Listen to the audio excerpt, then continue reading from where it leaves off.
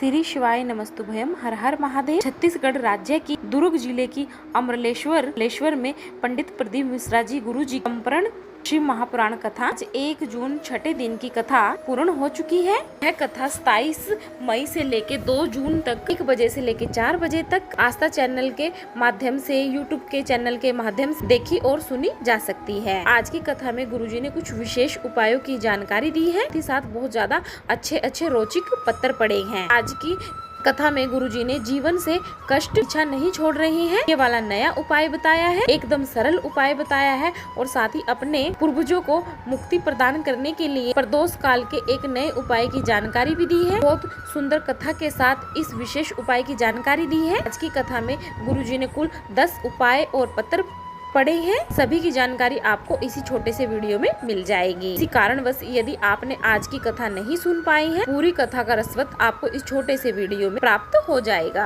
बढ़ते हैं कथा की पहली जानकारी की ओर। घर के अंदर प्रथम गिनती में शुभ कार्य में गणेश जी का प्रथम स्थान होता है। शिव महापुराण की कथा कहती है हम कलश को भरते हैं और उस कलश के ऊपर जब हम नारियल को रखते हैं, कार्तिकेय के भाव को माना जाता है और रखा जाता है, वह उनका स्थान होता है। बढ़ते हैं कथा की दूसरी जानकारी की ओर। जीवन में सफलता प्राप्त करने के लिए, तरक्की प्राप्त करने के लिए आपके पास 4 लोगों का आशीर्वाद होना बहुत ज्यादा आवश्यक है। पहला है माँ का, दूसरा है पिता का, तृतीय है शिक्षक का, चतुर्थ है सदगुरु का। सफलता प्राप्त करने के लिए इन 4 लोगों का आशीर्वाद होना बहुत ही ज्यादा आवश्यक है। बढ़ते हैं कथा की तीसरी जानकारी की ओर। एक प्रश्न था कि आप कहते हो कि मंदिर में सफाई कर दो, झाड़ू पोछा लगा दो, मंदिर में साफ सफाई कर दो, पर गुरुजी मंदिर में कभी कोई मीठा चढ़ा देता है। वहाँ पर मीठा चढ़ने की वजह से कोई लोग जैसे मिश्री का दाना रख देते हैं, तो वहाँ पे छोटे छोटे से चींटियां मकोड़े आ जाते हैं और जब हम साफ सफाई करते हैं छोटे छोटे चीटा चीटी हमारे हाथ से मर जाते हैं। तो ये भी तो एक पाप हुआ। इस पर गुरुजी ने कहा कि शिव महापुराण कथा कहती है जब आप मंदिर में पूजन कर रहे हैं, मंदिर में साफ सफाई का कार्य कर रहे हैं, उस समय मंदिर में अगर छोटे छोटे जीव हैं, आप प्रयास कीजिए थोड़ा सा वहाँ पर पानी डाल दीजिए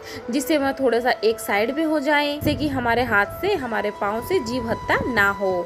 बिना आवाज जीव आपके हाथ से चला भी जाता है तो शिव उसे अपनी शरण में ले लेता है। बढ़ते हैं कथा की चौथी जानकारी की ओर। प्रत्येक मनुष्य से 4 स्थान पर पाप जरूर होते हैं। पहला है झाड़ू लगाते समय, दूसरा अग्नि जलाते समय, तीसरा कपड़े या बर्तन धोते समय, स्नान करते समय, है चलकर कहीं जाते समय। तो छोटे छोटे जीव हमारे हाथ से समाप्त हो जाते हैं हमारे पैरों के द्वारा। इन सभी का पाप हमारे ऊपर चढ़ जाता है। ऐसे पापों के मुक्ति के लिए तो हमें प्रतिदिन देवालय में, शिवालय में भगवान की शरणागति में जरूर जाना चाहिए। जब वह भगवान के सामने सर झुकाता है तुरंत उसका पाप नीचे गिर जाता है। करते हैं कथा की 5वीं जानकारी की ओर। सोलापुर महाराष्ट्र की कथा रद्द होने से के लोगों को मायूसी थी, पर आज गुरुजी ने शिव महापुराण कथा की जानकारी दी है। इसको सुनकर सभी को खुशी देखने को मिली। जून से लेके 15 जून तक 12 ज्योतिर्लिंग, 1 ज्योतिर्लिंग ओमकारेश्वर नर्मदा देवी घाट में शिव महापुराण कथा होगी। इस कथा का नाम पवित्र शिव महापुराण कथा होगा। कथा का नाम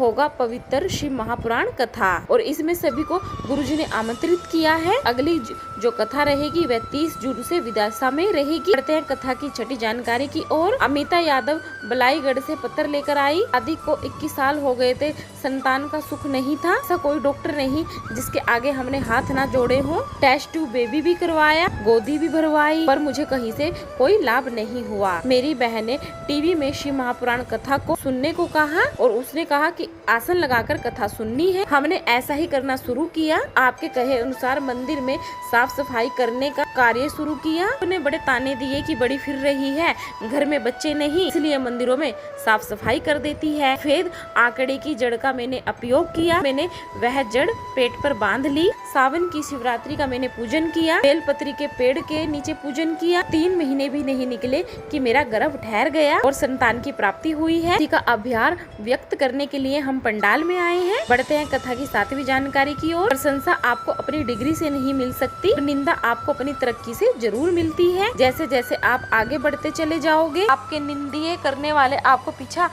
करने की कोशिश करेंगे, नीचे गिराने की कोशिश करेंगे। बढ़ते हैं कथा की 8वीं जानकारी की ओर। राजेश्वरी यादव अमलेश्वर से पत्र लेकर आई। शादी के 10 साल हो गए थे, संतान का सुख नहीं था। गोदी और झोली भरवाई भी लाभ नहीं हुआ। निराश होकर 2022 में पहली बार आपकी मैंने शिव महापुराण कथा सुनी, पशुपतिनाथ का व्रत भी किया, सफेद आंकड़े की जड़ वाला उपयोग किया, 2.5 महीने के अंदर अंदर गर्भ ठहरा, मैंने जुड़वा बच्चों को जन्म दिया, उसी का आभार व्यक्त करने के लिए मैं पंडाल में आई हूँ। बढ़ते हैं कथा की आज 9वीं जानकारी की ओर। हमने इंटरव्यू देते समय गुरुजी ने कहा, पत्रकार ने एक बात कही थी कि हम अपने मोबाइल में कवर इसलिए लगा कर रखते हैं कि ताकि हमारा मोबाइल खराब ना हो जाए। तो शिव महापुराण की कथा कहती है, ऐसे ही शरीर को संभाल कर रखना, ये शरीर बेकार ना हो जाए, इसलिए गाड़ी चलाते समय स्पीड का और हेलमेट का ख्याल रखना चाहिए। पढ़ते हैं कथा की 10वीं जानकारी की ओर। यदि आपके जीवन से दुख समाप्त नहीं हो रहा हो, दुख आपका पीछा ही नहीं छोड़ रहा हो, आपको शिवलिंग पर जल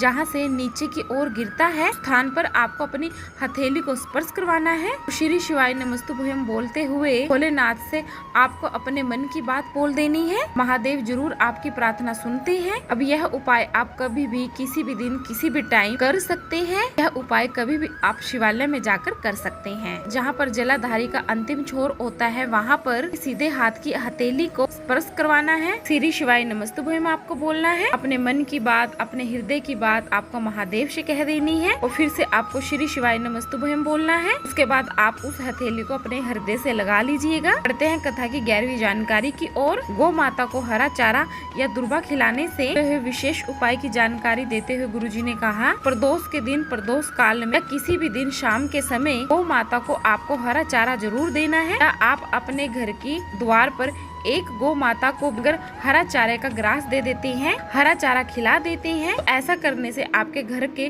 पूर्वजों को मोक्ष की प्राप्ति होती है, आपकी 71 पीढ़ियां तर जाती हैं। बस आपको हरा चारा लाकर गौ माता को खिलाना है। बढ़ते हैं आज कथा की 12वीं जानकारी की ओर। घर में यदि आपके गंगा जल नहीं है और किसी के प्राण छूट रहे हैं तो शिव महापुराण की कथा कहती है, आप शंकर पर चढ़ा हुआ जल भी आप उसको दे सकते हैं। बस आप शंकर भगवान पर 1 लोटा जल श्री शिवाय नमस्तुभ्यम बोलते समय चढ़ा दीजिए और जो जलाधारी से जल आ रहा है उस जल को आप अपने कलश जल में थोड़ा सा झेल लीजिए, वह भी गंगा जल के समान ही है। आज की कथा से अगर आपको आनंद की प्राप्ति हुई है तो इस वीडियो को आप लाइक कर दीजिए। कमेंट बॉक्स में हर हर महादेव श्री शिवाय नमस्तुभ्यम जरूर लिखिए।